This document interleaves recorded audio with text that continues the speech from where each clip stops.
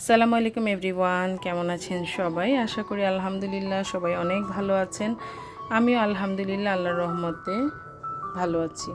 তো ওয়েলকাম করছি গোধূলির সময় ইউটিউব চ্যানেল এবং গোধূলির সময় ফেসবুক পেজ থেকে। তো এই তো সুবর্ণগ্রামে এটা হচ্ছে লাঞ্চের আগ দিয়ে আমাদের সবাই ওরা রেস্ট নিচ্ছিল, ওরা রেস্ট নিয়ে আসলো। তো এই তো আমরা এখানে এসে প্যাডেল নৌকায় চড়ার জন্য ওয়েট করছিলাম, কিন্তু আসলে লম্বা লাইন ছিল। তো এই জন্য আর গরমে বাচ্চাদের নিয়ে আমরা ওয়েট না করে লাঞ্চ করতে চলে আসি। তো এই তো আমরা আস্তে আস্তে লাঞ্চ করব, সেখানে যাচ্ছিলাম। তো শুরুতেই আপনাদের বলেছিলাম যে সুবর্ণগ্রাম অনেক বড়। এখানে রুম যারা নেয় তাদের জন্য ওই বাংকার বলে মেবি ওই গাড়িগুলো, ওগুলো রুম সার্ভিস থেকেই গাড়িগুলো ব্যবহার করা যায়। আর যারা রুম না নেয়, পিকনিকে আসে, পিকনিকের জন্য আলাদা এই গাড়িগুলো। তো এই গাড়িগুলো দিয়ে শুধুমাত্র একটা নির্দিষ্ট জায়গায় পুরোটা ঘোরা যাবে, কিন্তু যেখানে সেখানে যাওয়া যায় না। তো আমরা যেরকম রিক্সা বা অটো রিক্সা করে যেখানে সেখানে যেতে পারি, এরকম নাই। তো সুতরাং অনেক হাঁটতে হয়। তো এই তো আমরা হেঁটে হেঁটে লাঞ্চের জন্য যাচ্ছিলাম। এখানে আমরা সব বাচ্চারা যাচ্ছি।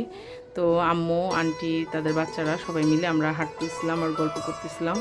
তো মনে হচ্ছিল যে আমরা ছোটোবেলায় যেরকম কোয়ার্টারে কোনো প্রোগ্রাম হলে আমরা যেরকম সব একসাথে ঝাঁক বেঁধে দাঁড়িয়ে গল্প টল্প করতাম, আড্ডা দিতাম, সেরকম মনে হচ্ছিল।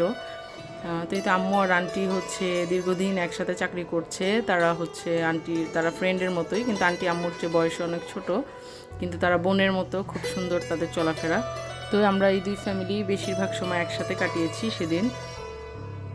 তো এই তো আমরা দেখতে দেখতে লাঞ্চের এখানে চলে আসছি। তো আসলে আমার ছোট ছেলেটা, এই যে এশা, ও আমার স্টুডেন্ট ছিল, আর আরেক আঙ্কেলের ছেলে। তো এশার কাঁধে চড়ে খেতে যাচ্ছিল। তো খাওয়ার পর আর ছবি ভিডিও নেওয়া হয়নি, ছোট বাচ্চা খুব জ্বালাচ্ছিল। তো এই তো আমরা এখানে লেকের পাড়ে চলে আসছি। এটা আর্টিফিশিয়াল লেক। তো এই লেকের পাড়টা আমার কাছে সবচেয়ে পছন্দ হয়েছে এখানে। তো আমরা আসলে দূরত্বের কারণে শাড়ি চেঞ্জ করা হয়নি, এই জন্য আর রিস্ক নিয়ে স্পিড বোর্ডে চড়ি নাই। তো স্পিড বোর্ডে তো অনেকবার চড়া হয়েছে লাইফে, এই জন্য আর তেমন আমার অতটা আগ্রহ ছিল না। আর এত বাতাস ছিল, শাড়ি উড়ে টুড়ে যদি যায়, এই জন্য আর আমি চড়ি নাই। তো আমরা কেউই আসলে লামের বাবা আবার দেখতে গিয়েছিল, লাইনটা লম্বা ছিল, এই জন্য আর যাওয়া হয়নি।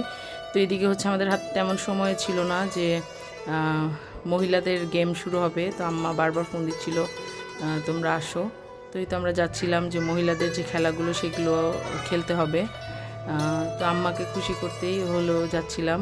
তো এই যে পুচকু শুধু হাঁটবে, ও আমাকে মানাফকে কোলেই নিতে দিবে না, ধরতেই দিবে না। তো আমিও চেষ্টা করছিলাম কিভাবে মানাফকে কোলে নেওয়া যায়। তো পুচকু একটু সরার পরে আমি যে মানাফকে কোলে নিয়েছি। তো মানাফ আমার ভাইয়ের ছেলে। তো মানাফকে কোলে নেওয়ার পরে ও আবার তাকাচ্ছিল বারবার, পরে আবার মানাফের বাবার কাছে দিয়ে দিয়েছি মানাফকে। তো এই তো আমরা এখানে একটু রেস্ট নিচ্ছিলাম, পানি খাচ্ছিলাম। তো রেস্ট নিয়ে আমরা আবার যাব খেলায় অ্যাটেন্ড করার জন্য। তো এখানে একটা ডিকটেশন এক্সামের মতো ছিল। ওই একটা নাম, 25টা নাম বলবে, ওই নামটা 25টা নামই 1 মিনিটের মধ্যে লিখতে হবে। তো আমি 10টা না 12টার মতো লিখেছিলাম। তো এর মধ্যে অনেক কিছু ভুলও হইতে পারে। তো যাই হোক, আমি কখনোই এইসব খেলায় কখনোই প্রাইজ পাইনি। এখানে ছেলেদের খেলা, মানে পুরুষদের খেলা হচ্ছে। আর এখানে আমার ছোট ছেলে বালি দিয়ে খেলা করতেছিল।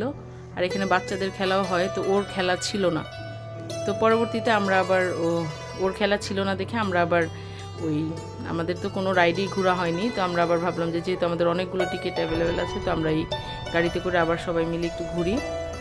তো সময় শেষ হয়ে যাচ্ছে, আমাদের আবার চলে আসতে হবে।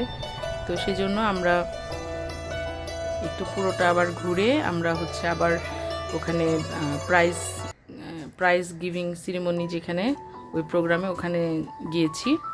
তো ওখানে যাওয়ার পরে এখানে যারা যারা কুপন কিনেছে তাদের প্রাইজ দিবে, যারা খেলায় ফার্স্ট সেকেন্ড থার্ড হয়েছে সেখানে পুরস্কারগুলো দিবে।